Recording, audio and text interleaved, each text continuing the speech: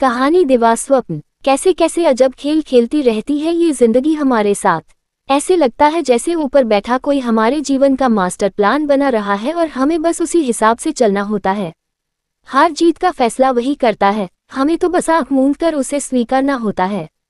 पर परिस्थितियों को स्वीकारना हमारी मजबूरी हो सकती है, उनके आगे टूटना नहीं। कोई नहीं बता सकता कि किसकी जिंदगी में आगे चलकर क्या मोड़ लेगी। मैं भी कैसे जानता, तब मैं 10वीं कक्षा में पढ़ता था जब दीदी का विवाह हुआ।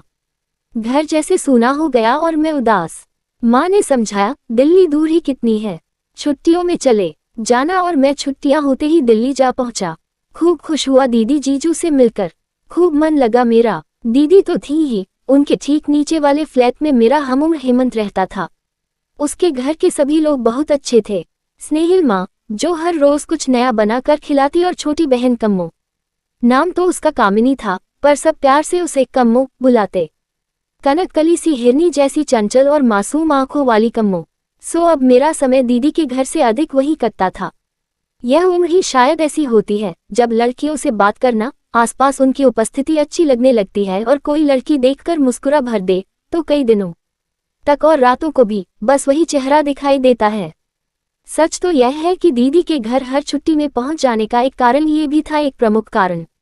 2 वर्ष यूं ही बीत गए, शुद्ध भावनात्मक स्तर पर ही था मेरा प्यार। पर यह बात तो सिर्फ मैं ही जानता था, किसी से भी नहीं कही मैंने अपने मन की बात, कामिनी से भी नहीं। मैंने तय किया कि पहले कुछ बन जाऊं तभी अपने मन की बात कहूंगा। स्कूल के तुरंत पश्चात अपने अपने पसंदीदा क्षेत्र में एडमिशन लेने की होड़ शुरू हो जाती है। जगह जगह फॉर्म भरना, टेस्ट देना, कभी शहर में कभी शहर के बाहर। बहुत तनाव और उलझन भरे दिन थे वे, पर एक चेहरा प्रेरणा स्रोत बन हर पल मेरे साथ रहा। इस बीच हेमंत के पिता का तबादला कानपुर हो गया। वहां के कॉलेज में परीक्षा देने के बहाने वहां भी मैं हो आया। हालांकि मेरा कोई इरादा नहीं था इंजीनियरिंग करने का, बस कामिनी को देखने का एक और अवसर मिल गया। हेमंत से भी बराबर पत्र व्यवहार करता रहा, पर 1 वर्ष पश्चात उसके पत्र आने बंद हो गए। शायद वह भी मेरी तरह पढ़ाई में व्यस्त हो गया था। मुझे तो कामिनी का सूत्र बांधे था, अतः उत्सुक था संपर्क बनाए रखने के लिए। पर जब मेरे 2 पत्र लौट आए तो मुझे खटका। शायद उसके पिता का फिर से तबादला हो गया था। मैंने उन लोगों को ढूंढने की बहुत कोशिश की, जिस किसी से भी पूछ सकता था पूछा, पर कुछ भी पता न चला। मैंने अपनी पढ़ाई पूरी कर ली, नौकरी भी लग गई, पर एक चेहरा था जो सदैव साथ साथ रहा, एक मधुर एहसास बनकर। यूं तो मैं अपनी नौकरी में व्यस्त ही था, पर हर पारिवारिक समारोह, शादी ब्याह, तीज त्योहार के अवसर पर मुझ पर विवाह के लिए दबाव पड़ता। बस इस एक मुश्किल को छोड़कर मुझे ये समारोह अच्छे ही लगते हैं। इन्हीं मौकों पर सब एक दूसरे के करीब आते हैं और सौहार्द बढ़ता है। बस कामिनी का स्थान मैं किसी और को देने के लिए तैयार नहीं था। अगला विवाह मेरे ममेरे भाई का तय हुआ था और बारात जबलपुर जानी थी। बचपन की मेरी अनेक मीठी यादें हैं मामा जी और उनके परिवार के साथ। छुट्टियां हम दोनों भाई बहन उन्हीं के घर बिताते थे। बहुत अच्छी थी हमारी मामी, खूब स्नेह सत्कार करती हमारा। मनोज मुझसे 3 वर्ष बड़ा था, पर हम दोनों में खूब पत्ती थी। फिर मामा जी बीमार रहने लगे, उनके गुर्दे धीरे धीरे जवाब दे रहे थे। काफी उपचार के बाद भी उन्हें बचाया नहीं जा सका। रीनल फेलियर नाम दिया था डॉक्टरों ने उनकी बीमारी को।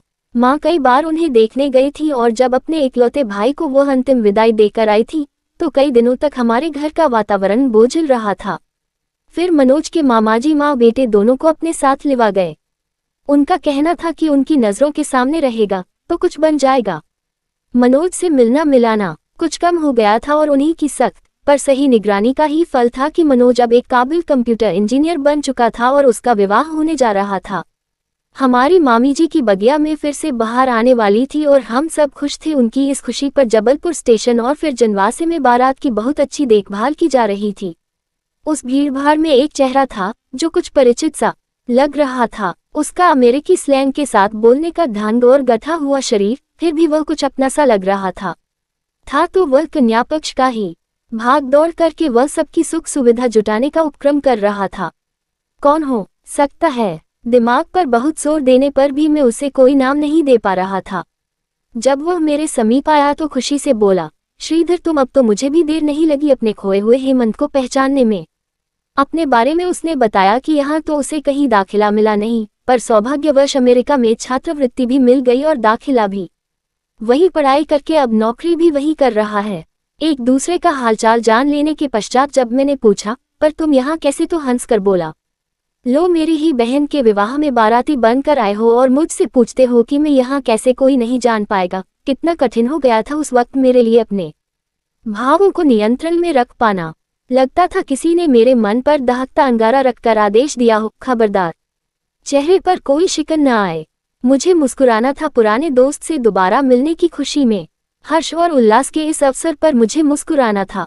अभिनय क्या केवल मंच पर ही किया जाता है? सोचा था कामिनी के सामने नहीं पढ़ूंगा, पर सायंकाल जब बारात पहुंची तो हेमंत ने कहा, कम्मों से नहीं मिलोगे, देखो कैसी गुड़िया सी लग रही है दुल्हन के रूप में। और वह हाथ पकड़कर भीतर ही ले गया मुझे। कम्मो, पहचाना इसे? श्रीधर, दिल्ली वाले घर में ऊपर के फ्लैट में इसकी दीदी रहती थी। हेमंत मेरे परिचय के सूत्र थमाता जा रहा था और कम्मो के चेहरे पर धीरे धीरे पहचान के भाव उभर रहे थे। मैं अधिक देर वहां नहीं रुक पाया। अच्छा है, अपने मन की बात कभी उस पर जाहिर नहीं की थी। कम से कम वह तो एक समर्पित जीवन जी पाएगी। मेरे संयम की कठिन परीक्षा हुई थी उस दिन। मेरे सामने मेरे सपनों पर प्रहार हो रहा था। मैं देख रहा था और हाथ बांधे खड़ा था। कर ही क्या सकता था? किससे कहता अपनी अंतर्वेदना? वह मुझे दोबारा न मिलती तो उसकी याद खुशबू के झोंके की तरह मन में समाये रहती। उसका विवाह मेरे किसी अपरिचित से हुआ होता और मैं जान भी लेता तो उससे दूरी बनाए रखना कठिन न होता। पर विधि ने तो उसे ठीक मेरे सामने ला बिठाया था, भाभी के रूप में, और मुझे आंखें बंद करने की मनाही थी। यही सजा थी मेरी। पर क्यों? जीने का मकसद ही जैसे खत्म हो गया था, पर मेरे संयम की और परीक्षा अभी बाकी थी। मनोज की उसी शहर में नौकरी लग गई जहां मैं रहता था। विधि ने एक और चुनौती रख दी थी मेरे सम्मुख, पहले से भी कठिनतर। काश यादें कंप्यूटर पर लिखी बातें समान होती। डिलीट पर जाकर क्लिक किया और सब गायब। बिना कोई नामो निशान छोड़े मनोज से प्रगाढ़ स्नेह होते हुए भी उसके घर जाना टाल देता। पारिवारिक उत्सवों में बहाना बनाकर घर में दुबका बैठा रहता, पर रिश्ता इतना करीबी था कि मिलना हो ही जाता। और मुझे कामिनी का सामना करना पड़ जाता, पर मैं ये भी जानता था कि मुझे वास्तविकता से समझौता करना ही है। मैं इसके लिए बहुत प्रयत्न भी कर रहा था। बहुत गहरे थे मेरे संस्कार और मुझे विश्वास था कि मैं भाववश कभी कुछ अनुचित नहीं करूंगा। मेरे हृदय पर बुद्धि की विजय होकर रहेगी। बस कुछ समय की मोहलत चाहिए थी। कोई भी स्थिति अंतिम नहीं होती। मनोज के घर पिछले 3 वर्षों में 1-2 बार ही गया था, पर माँ से उसका हालचाल मालूम होता रहता। पता चला कि उसके गुर्दे भी ठीक से काम नहीं कर रहे हैं और हालत तेजी से बिगड़ रही है। मामा का चेहरा सामने घूम जाता। विरासत में ही मिलती है ये बीमारी। बस तसल्ली यही थी कि चिकित्सा विज्ञान ने इस बीच काफी उन्नति कर ली थी। मनोज को डायलिसिस पर रखा गया। प्रत्येक सप्ताह डायलिसिस किया जाने लगा। उनकी राय में किडनी अगर किसी निकट संबंधी की ली जा सके तो निश्चित रूप से बेहतर रहेगा। दरअसल हमारे शरीर में प्रकृति प्रदत्त 2 गुर्दे होते हैं, जबकि एक से भी बखूबी काम चलाया जा सकता है। अतः कोई भी स्वस्थ व्यक्ति बिना किसी खतरे के अपना एक गुर्दा किसी जरूरतमंद को दे सकता है। मामी अपनी किडनी देने को उतावली थी, पर माँ बेटे का ब्लड ग्रुप भिन्न था। सौभाग्यवश मेरा ब्लड ग्रुप और मनोज का ब्लड ग्रुप एक ही था और मैंने अपना गुर्दा देने का निर्णय लिया। माता पिता को भी इस बात के लिए राजी कर लिया। बहुत बार मुझे तो ऐसे लगता है कि चमत्कार और विज्ञान में अंतर दिनों दिन कम होता जा रहा है। सर्जरी के पश्चात शाम को जब मुझे होश आया तो पास बैठे पापा ने बताया कि मेरे शरीर से गुर्दा निकालकर मनोज के शरीर में उसका सफल प्रत्यारोपण किया जा चुका है। दूसरी सुबह पलंग का सिरा ऊपर उठवाकर मैं आराम से लेटा था जब माँ के साथ कामिनी ने प्रवेश किया। मेरा कुशल क्षेम पूछने के पश्चात कहने लगी, भाई के मित्र होने के नाते आप मेरे भाई समान हैं और मनोज के रिश्ते से देवर।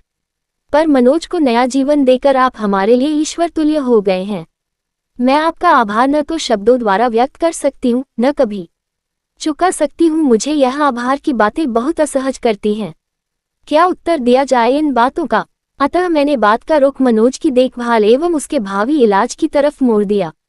अभी तो उसे भविष्य में लंबे समय तक बहुत सावधानी की जरूरत थी। डॉक्टर के अनेक निर्देशों का पालन करना था।